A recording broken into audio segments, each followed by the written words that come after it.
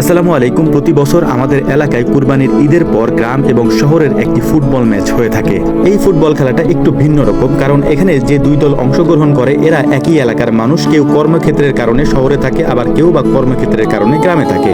তবে ইন্টারেস্টিং ব্যাপার হচ্ছে আমরা সবাই একই গ্রামের মানুষ, আমরা দুই দলে বিভক্ত হয়ে তারপর এই খেলাটা প্রতি বছর খেলে থাকি। তো যাই হোক, আলহামদুলিল্লাহ মোটামুটি আমরা সবাই মাঠের মধ্যে চলে এসেছি। আকাশে প্রচন্ড পরিমাণে মেঘ, যে কোনো সময় বৃষ্টি আসতে পারে এবং ঝড়ও হতে পারে। আমরা সবাই মাঠে চলে আসার পর এখানে এসে আমরা আমাদের প্রস্তুতি সেরে নিচ্ছি, অর্থাৎ সবাই বুট জুতা এগুলো পরে নিচ্ছিল, কারণ আকাশের অবস্থা তেমন ভালো না। আমাদের দ্রুত এই কাজগুলি কমপ্লিট করতে হবে এবং মাঠে নামতে হবে খেলার জন্য।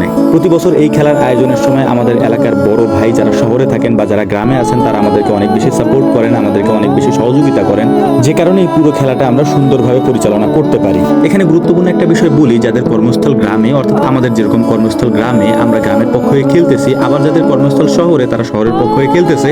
এখানে এটা ভাবার কোনো অবকাশই নাই যে শহরের মানুষ ভালো খেলবে না, গ্রামের মানুষ গ্রামে থাকে তারা ভালো খেলবে। এর কারণ হচ্ছে শহরে যারা থাকে তারা গ্রামের সব থেকে ভালো ভালো প্লেয়ার, তাদের ভালো ফুটবল খেলাটা আমাদের গ্রামের এক ধরনের পরিচিতি। এই কারণেই মূলত হচ্ছে তাদের সাথে পেরে ওঠা বা তাদের সাথে পারাটা খুব কঠিন হয় প্রতি বছরই।